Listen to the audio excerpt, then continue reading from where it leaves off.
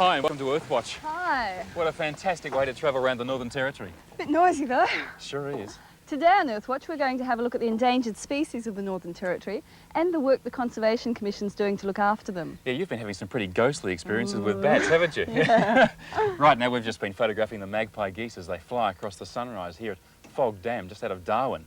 But first up, let's step back in time and take a look at one of Australia's and the world's most unique botanical environments.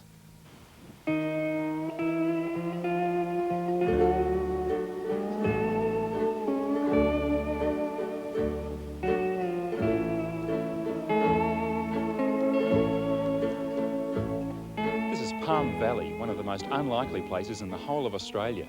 It's a tiny refuge for strange plants that take us right back in time. Primitive plants that used to flourish across Australia before the flowering plants even evolved. We're about 2.5 hours drive out of Alice Springs, and the average rainfall at the Alice is only about 250 millimetres a year. In a bad year, it gets down to an average of only 50 millimetres for the whole year. So what are these crazy palms doing here?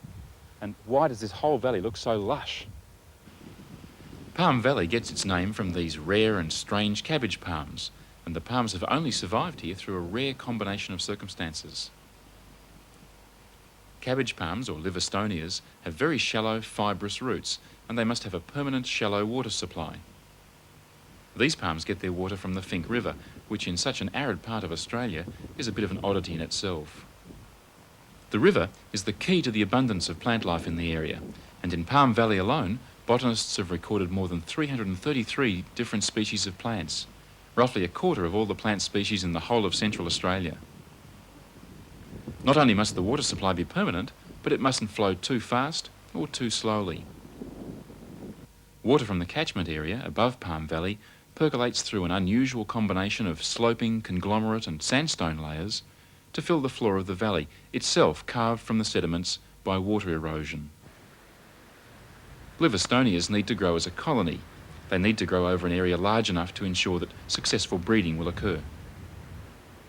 Well, Peter, you're a botanist. What's so special about these cabbage palms to a botanist? Well, there's so few of them. Living here in the centre of Australia, their nearest relatives are all the way up near Darwin. Yeah. How can they survive here? I mean, it's such an amazing place in the middle of the desert. Well, there's seepage water comes down from the hills, which is available to them, to their roots. Right, so it's just the right kind of conditions in this one little tiny spot. That's right. Yeah, yeah. But what does it mean when you say they're primitive plants? I mean, what does that mean to a botanist? Well, you could say that they are living dinosaurs in a way. Yeah, okay, so they're equivalent to animals that have become extinct, but these ones are actually still alive. Yeah, they still manage to survive. And so we can learn about the origins of plants, I guess, from these ones, from studying them. Yeah. And even the cycads over there, they're even more primitive. Uh-huh. Right. And they've got sperm in their reproduction process. Right, right. Well, Peter, it's not just the Livistonias and cycads that are regarded as precious. I mean, you're pretty wrapped in some of the other plants around here as well, aren't you? Yeah, there's 22 other rare plants here, and 13 relic plants as well. And I mean, these plants once lived right across Australia, didn't they? Yes, well, we've had a lot of different climatic periods in the last couple million years, and so the cycads, for example, are left behind here from when we had a temperate type of climate, whereas these blacks here are tropical lovings climate. Now, it's a very special place for these plants. They have very special requirements. How fragile is their existence? Well, the biggest problem is a fire getting in and then a big flood afterwards. So we're looking after them pretty well at the moment.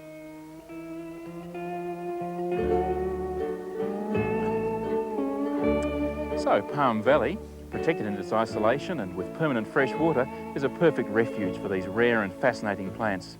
It's a precarious existence, and they'll only survive if they're given lots of tender, loving care, just like me.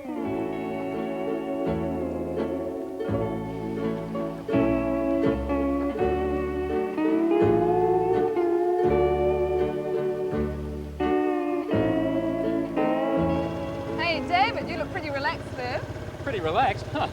You ain't seen nothing like me in my desert paradise. You weren't quite so laid back last night, though, when we went crocodile hunting. This is a story with a difference. Just watch this one.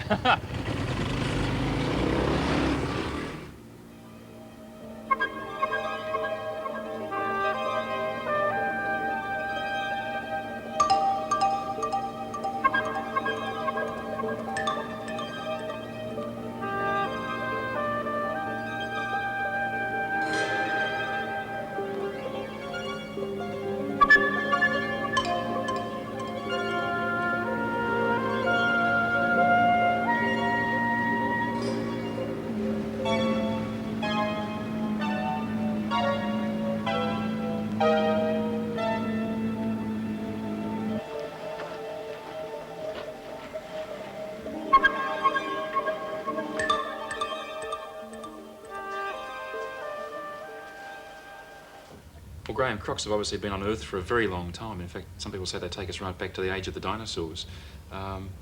What's the history of croc declining numbers in Australia? Well, crocs do go back to the age of the dinosaurs, and they're certainly sitting around watching all these dinosaurs battle it out. When the dinosaurs died out, the crocs survived. And they probably survived reasonably well in Australia up until around about 1945-46. Intense commercial hunting started for the skins for fashion leather, and that continued on for 26 years. Now, crocs became very scarce, and by 1971, when protection was brought in the Northern Territory, there were very few crocodiles around, very few people paid them much attention. And there was a little bit of concern that, well, no one knew how many was there. There was concern that they were endangered. Now, what happened with protection was that the young crocodiles like this were all of a sudden not being picked up. So that what you had within the first 2 years was all these little baby crocodiles in the system. So the numbers of crocodiles in the wild increased dramatically. It came up order of magnitude. But no one really realised how significant it was. Now, what happened then was that the numbers started to tail off, but the average size of crocodile kept getting bigger and bigger and bigger. And this is where a lot of conflicting results come in, because people had surveyed crocodiles in 1976 and 77 and said, well, they're only just going up a little bit or something, but they lost sight of the fact that they'd gone up 10 times since protection. And so what we had by the end of the 1970s was a situation where it was getting positively dangerous. You know, and all of a sudden we had crocs attacking boats, and we had people being killed and people being mauled. And then you'd have the same people saying, well, you know, crocs are endangered and they're disappearing, and you were getting a loss of public confidence. And it was a real problem because you couldn't satisfy everybody. So what we ended up doing, the Conservation Commission at least, really took a very pragmatic line on it and just went for it. Went for a public education campaign. They went for a problem crocodile campaign where they would take crocodiles out of areas where they were considered a real threat. And then at the same time we got the crocodile farming thing going to give us more economic incentive to have crocodiles. And so now, of course, when starting to get towards the end of the 80s, you know, I think we've really consolidated a very good program. We've certainly got abundance of crocs. We've probably got over half the number that was here before commercial hunting started, and that's not a bad, you know, it's a very successful program. Well, playing with crocs about this size is child's play, really, but just over here, just over behind the bank, is the Adelaide River, and that river's teeming with crocs that you wouldn't want to mess around with. And tonight we're going out in a small tin boat with some experts from the Conservation Commission to check them out. Why don't you come along?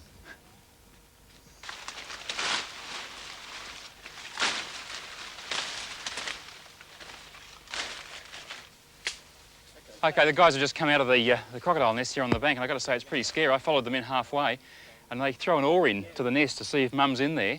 Mum could be, what, 5 metres long? No? 10 feet maximum. 2 metres long. Anyway, it's a big croc. Follow me and we're going to go and have a look at this nest.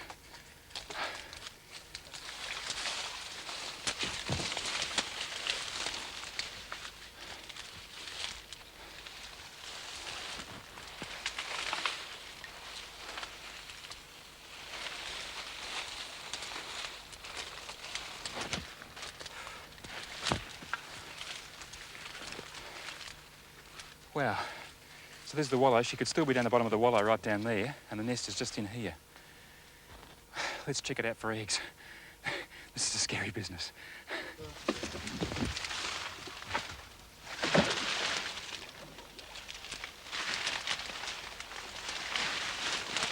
Okay then, so generally the females are timid and will leave, although occasionally if they feel safe enough they will sit in the bottom of their wallow. The nest itself is just behind this vegetation here. Now this is her mound here.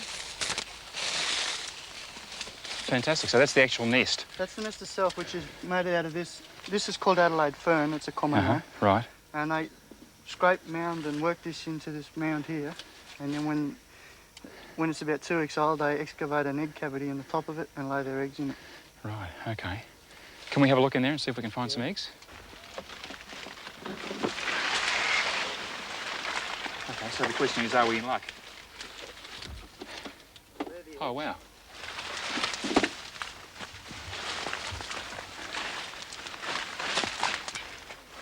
Believe it or not, this makes me even more scared because that means she's going to want to come back and check out those eggs and guard them. So let's get them out.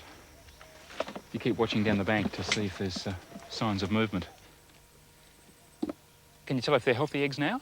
Yes, they're very young. Uh-huh. You can normally tell by looking at the banding, which we can show you back at the lab. Right. So he's a pretty critical stage. Yeah, well, he's just hatching after 3 months in an egg, and they've been incubated through at 32 degrees, this will be a male.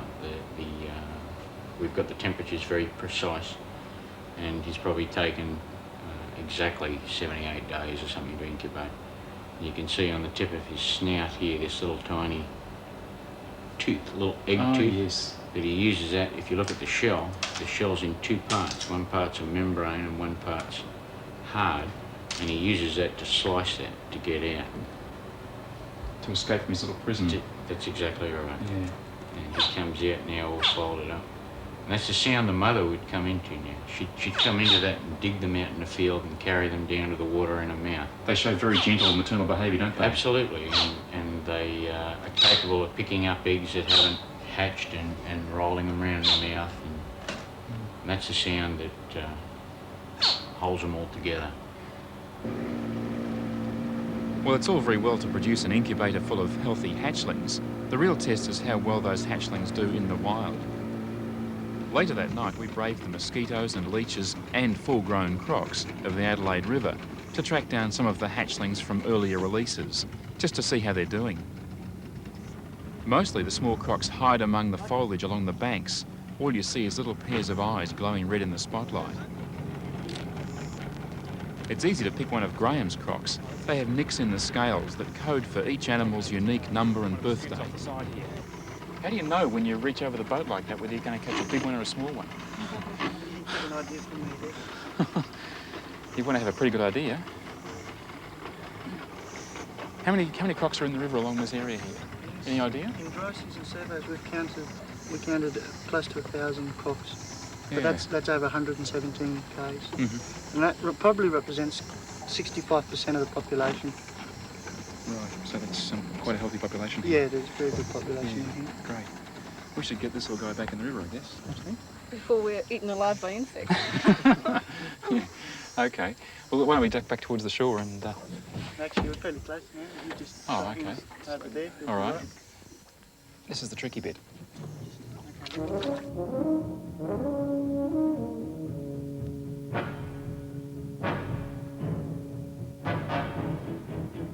If you thought that was nerve-wracking, have a look at what Maxine's been up to. This is the entrance of an old gold mine at Pine Creek outside Darwin, and it's the kind of place you might expect to see a few ghosts about and maybe even a few bats.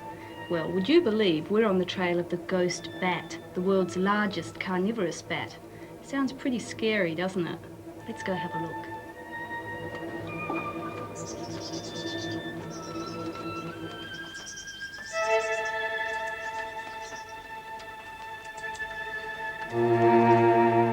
The thought of coming face to face with a ghost bat was bad enough, but the other creatures in here were even creepier.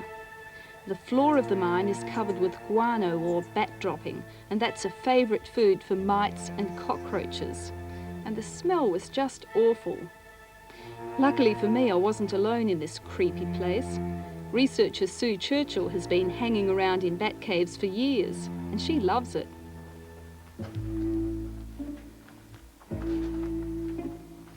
Pretty dangerous, Sue. Yeah, place like this.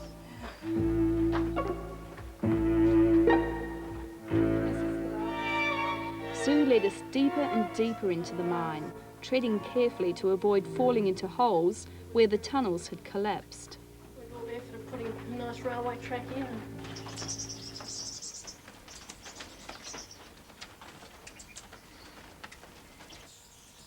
They're really unpredictable the way they fly. Very erratic, aren't they?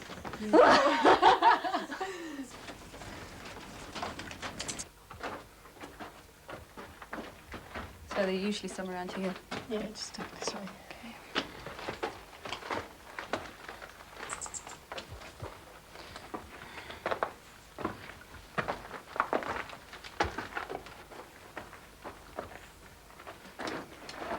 Be careful.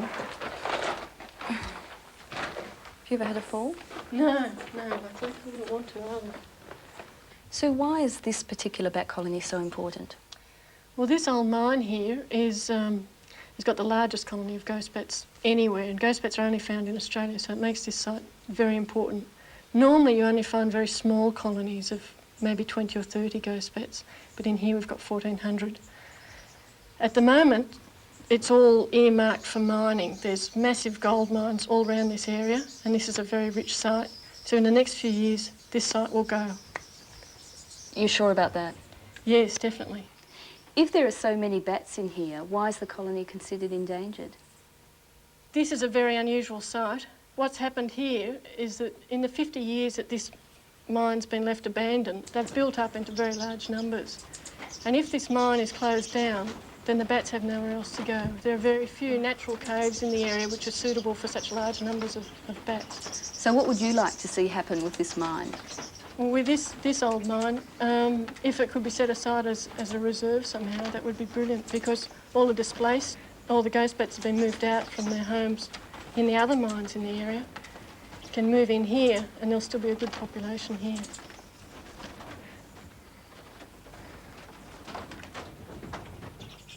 We followed Sue even deeper into the mine, hoping to net a bat so we could have a closer look.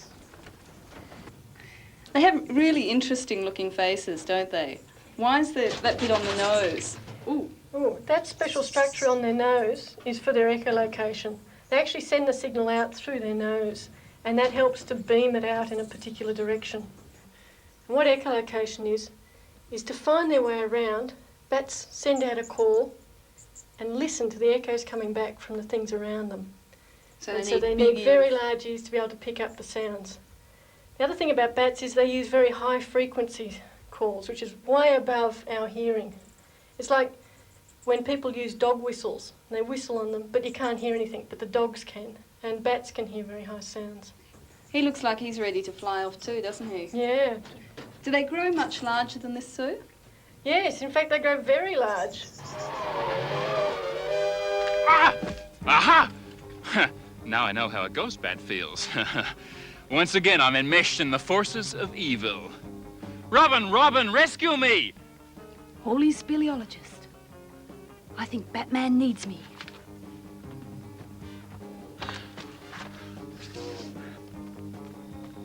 Batman! Oh, whoa! What we have here is a classic case of entrapment. Batman, let me help you! Oh, free me, Robin. Free me from the forces of evil. We must get to Fog Dam by sunrise to film the magpie geese. Quick, to the bat bikes. And don't spare the pedestrians.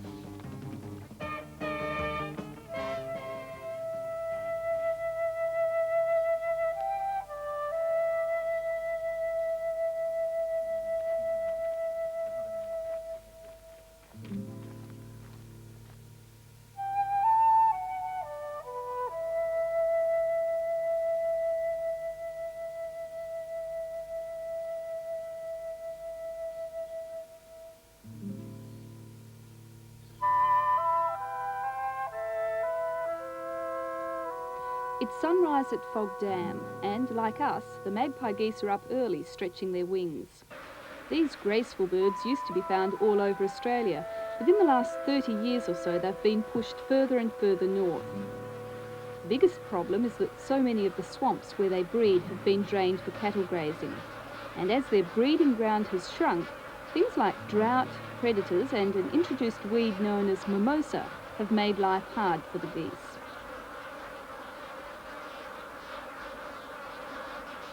Fortunately, something is being done to help them before they become extinct all over Australia. People like Peter Whitehead from the Northern Territory Conservation Commission are trying to find out more about magpie geese so they can stop their population from shrinking even more. One of Peter's jobs is to find out where the magpie geese build their nests. It's hard to spot them amongst the reeds, but with the help of an airboat to travel around, we eventually found one, complete with eggs. Peter, what's the marker for? Well, we mark the nests so that we can come back to them easily once we've discovered them. And we need to come back so that we can collect fresh eggs. We're interested in finding out more about the way the embryos develop. And for that we need an egg that we know the age of. And so by coming back we can mark the eggs and then pick up fresh ones as they're laid. The nest is pretty elaborate, isn't it? Yeah, they go through quite an elaborate process. Initially they build stages by bending over the grasses and in this sort of way, and the birds stand on that structure. Gradually they become more elaborate, bend more over, and the structure becomes bigger, and eventually after several tries they end up with this fairly large structure made chiefly out of the grasses in the immediate vicinity of the nest. So it's just like a raft, it's just floating there, isn't it? Yeah, it's supported to some extent by the reeds underneath, but yeah, there's a lot of flotation, and it will float a little if the water levels rise, but when we have cyclones and we get very heavy rain and large rises in water levels, we do lose nests in quite large numbers. Magpie geese have a pretty interesting breeding setup, don't they? Yeah, they form up into either pairs or trios. A trio consists of one male and two females, and it's not really clear whether both females lay eggs in the nest or whether one of them's a helper, learning to become a mother sort of thing. Oh, that's pretty handy. But there is some evidence to suggest that both females do lay eggs in the one nest. This is a fairly large clutch actually, with 11 eggs. And the average size is about 8. Who looks after the nest? Well, all 3 birds in a trio, and 2 if it's a pair, will look after the nest. The male participates, he'll shield the eggs from the sun. In this sort of climate, it's just as much an effort involved in keeping the eggs cool as it is to keep them warm, unlike in cooler climates where incubation is to keep the egg temperature up. Well, here they've got to keep the egg temperature down so the embryo doesn't die.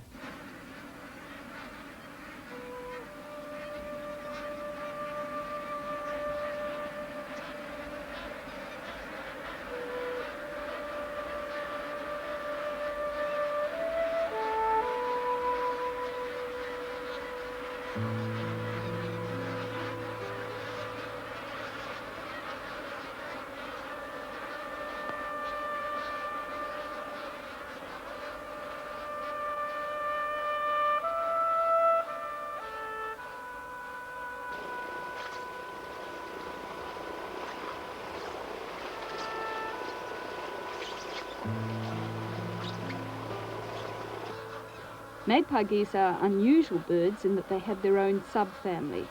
With their slightly webbed feet and long necks, they look like a cross between a duck and a goose.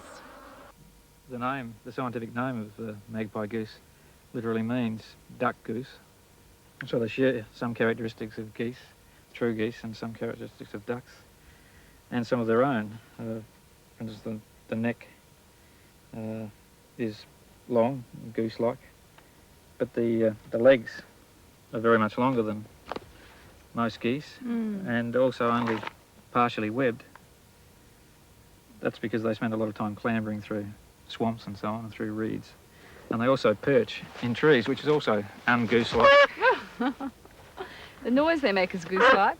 Yeah, very much so. They have an elongated trachea as they get older, which actually forms in a fold under the skin. The trachea is the windpipe, and it loops back on itself, so it's extremely long, and that changes the pitch and the loudness of the call. And the males develop that particularly and call much louder than the other smaller geese. What about the bill? That's interesting. Yeah, the bill's very strongly developed and hooked, and they need that for digging in very hard soils during the dry season when the soils harden as they dry out. The bulbs they eat are very hard to get out, and they need a strong piece of equipment like that. You can see just how much of a problem mimosa weed is from the air. In some places it covers just about everything, as far as you can see. Here in the Northern Territory, all the available floodplain outside Kakadu is used for cattle and buffalo grazing. In fact, not far from here, one of the magpie geese's favourite breeding grounds has been earmarked for buffalo. But there's another more sinister problem, the dreaded mimosa weed, which, if left to its own devices, would smother practically everything, including the plants the geese feed on. Why is it such a problem for the magpie geese? Well, there's a problem all over the floodplains, and in particular for the magpie geese, because not enough things eat it. It spreads into huge thickets like those you see here. They're absolutely impenetrable. The geese can't get into them to nest or to feed. They can't get access to water. it crowds out the sort of sedges, the reeds that we saw the geese nesting in today, so they no longer exist. So they lose not only their nesting sites but their food. You can understand why nothing would want to eat it. It's got these thorns all over it as well. Yeah, the thorns make it that much more impenetrable. Even large animals like buffalo have difficulty in pushing through a dense thicket like this one. Have any efforts been made to control it? Yeah, there's been an enormous effort made by the Northern Territory government and ANPWS in Kakadu to bring the weed under control, but with varied success. In small pockets where it hasn't got too far away, where it hasn't grown too much, it can be controlled. But over these large areas, the spraying that's used kills the plant, but it does grow back, and then there's a seed bank which grows back as well. If the birds are to be saved from further extinction, something must be done to save their habitat. If swamps can be set aside for breeding and not drained for pasture, and if mimosa can be brought under control, the number of magpie geese should build up again, and perhaps once more they'll be found in southern parts of Australia.